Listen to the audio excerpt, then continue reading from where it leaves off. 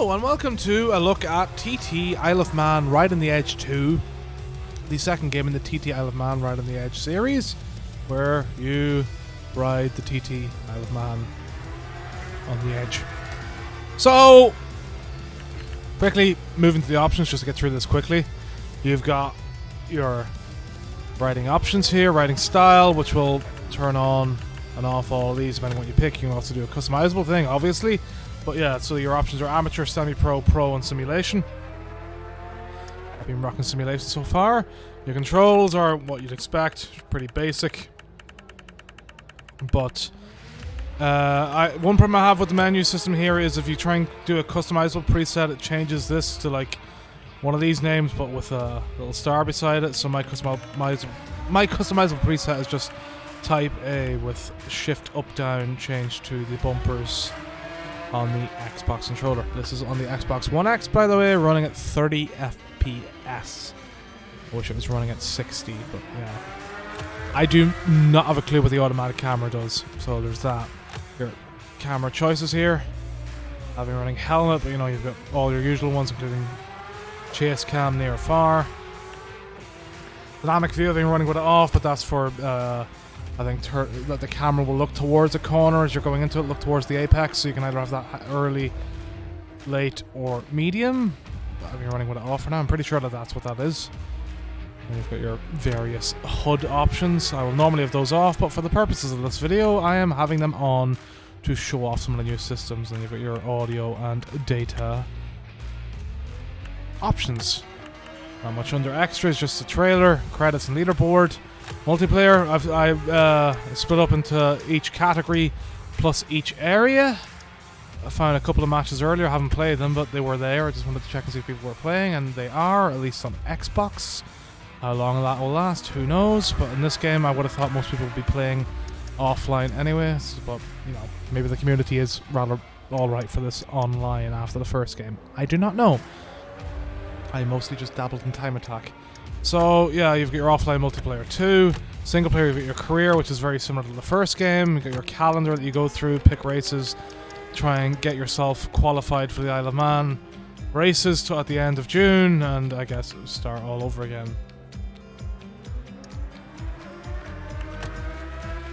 I think the calendar looks better than the first game, but I only did a small bit of the career in the first game, and as I say, I mostly concentrated on Time Attack. Your quick races. UK tracks are the Tyrone track, the Triangle Raceway, Old Blair Forest, Castle Ring, West Sussex 4000, the Hertfordshire Circuit, Super Hillside, Milford Street Circuit, and the Amsterdam Speed track. So I think they were all there in the first game.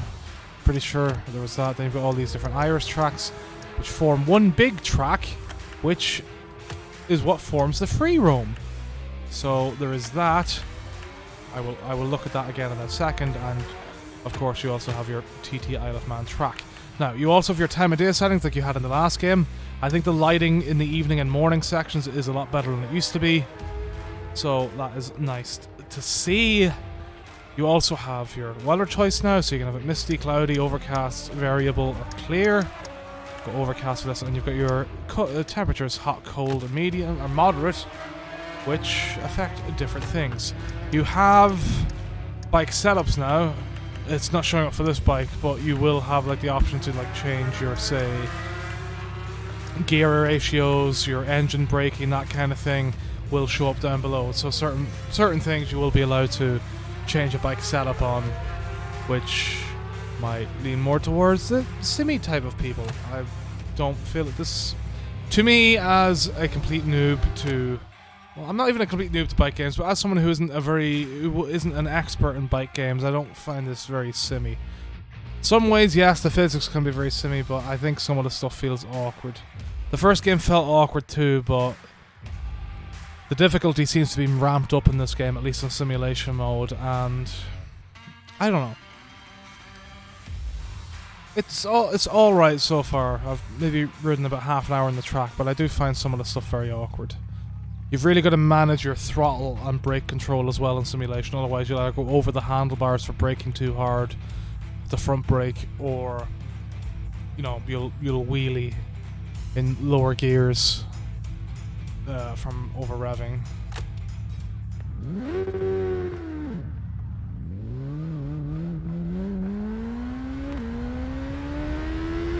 So you got go a lot easier than you even had to do in the last game on both throttle and brake.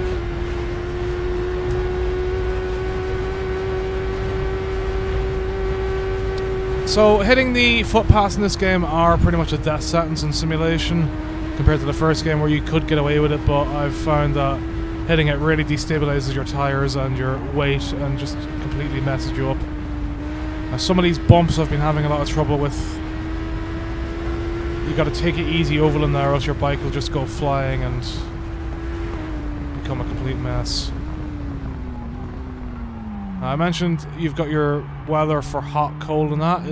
That combines with in the bottom right corner, beside the revs, you can see that now we have brake and tire temps and engine temps, which will affect how your bike handles and that kind of thing. So, you know, you might want to change your setups to account for that, or change your riding style to account for getting your brakes and tires up to temperatures where you'd want, especially on a track such as this. Let's see if I can change these cameras without crashing. So yeah, you've got your usual cameras all mixed around. I generally go with helmet, but chase cam's not so bad. Especially if you want to get used to your bike and maybe look and see what is falling apart. If you're usually falling off going around a corner, maybe you can watch and see if it's like your rear tire going out or that kind of thing, you know, and whatever else. So just ride for this for a bit. You know, almost over in that bump. Really need to learn where the bumps are and let go of throttles, but even with letting go of the throttle and leaning forward or leaning back or just changing my right or weight in any fashion hasn't helped as far as avoiding the bike becoming completely airborne and breaking off to the side around over certain bumps. So I'm not sure whether I'm doing something wrong at certain times or whether things are awkward. It's most likely me doing something wrong with the combined heightened difficulty and physics of the game.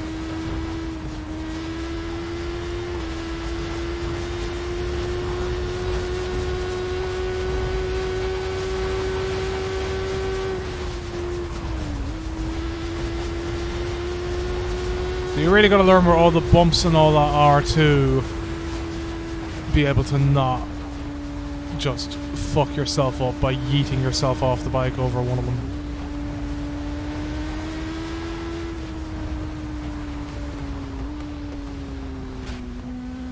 I'm surprised that didn't knock me off. Took it too hard, couldn't brake enough.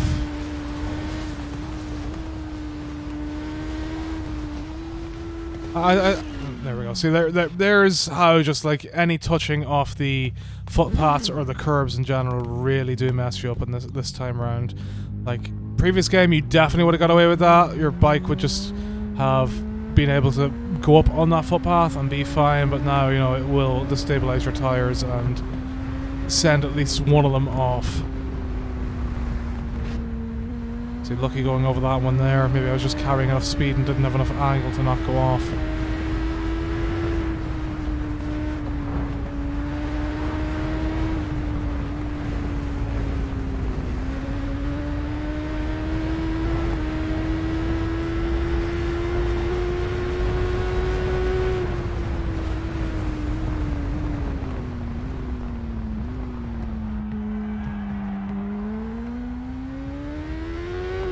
Well, this is the best I've done so far in this game as far as not crashing goes. We're going to jinx that now, but hooray. I'm going slow, but gotta relearn the track. Take a long time to relearn it and not hit the verges while doing it. That is, you know, the Eleman track's the Eleman track. You know, it's what you'd expect at this point. I do find the lighting better. I find some of the colors better, color grading better. I just do wish the Xbox version ran at 60 FPS or had an option for 60 FPS. Here's hoping the game comes to GeForce Now or some other good cloud service on PC, as where I can buy like the Steam version if it's out on Steam or whatever and play it. Seeing as I don't have my gaming PC anymore, just to enjoy it at 60 FPS in some fashion. Let's just take a quick look at the free roam track. We'll do it in the evening, clear. We'll do it cold too. And we'll take a classic bike out. Let's see what we got.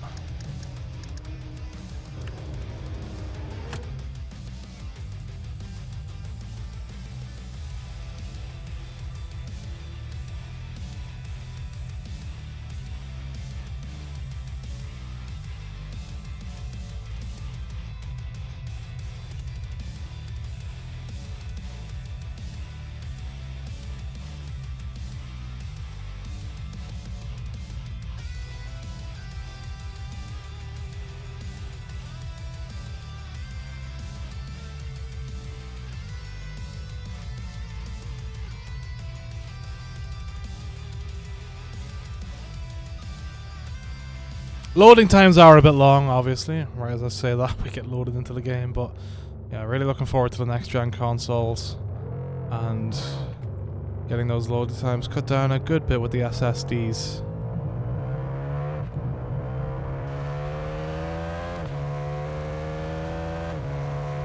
Mic sounds okay. I wouldn't say it sounds overly great, but it sounds alright.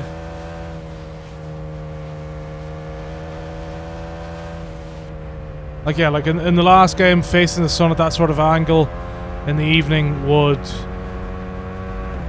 be completely blinding and you couldn't see anything as far as I was concerned. So it's nice to have it that it's a bit more dialed back, toned down to what it was. And yeah, this is just, you know, the big free roam Irish track, so you can just go wherever you want, do whatever you want, which is nice to have. If you want to mess around with your bike and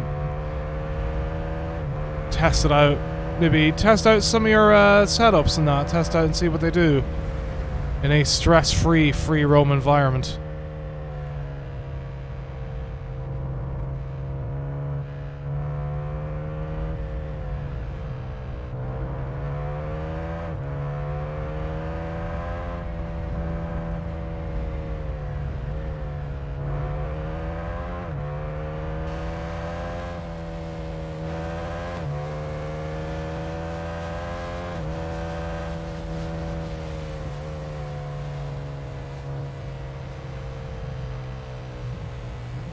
Map looks really, really nice.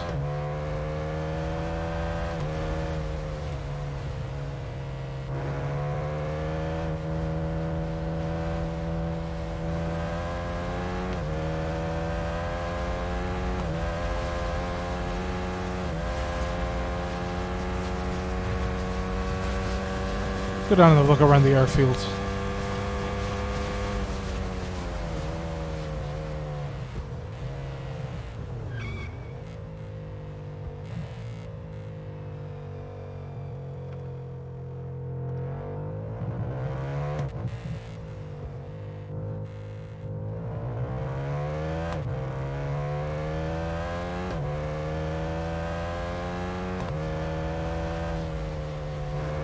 Love that texture popping on the wall off in the distance.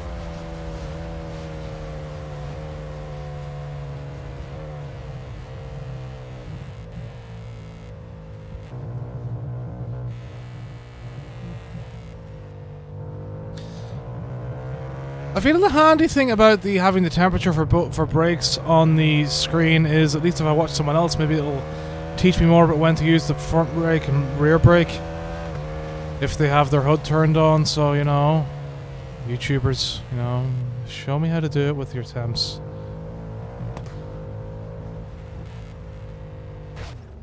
There we go. Bit of a curb hit, that shows you a small bit of change again, because again, that in the last game probably would have been just fine.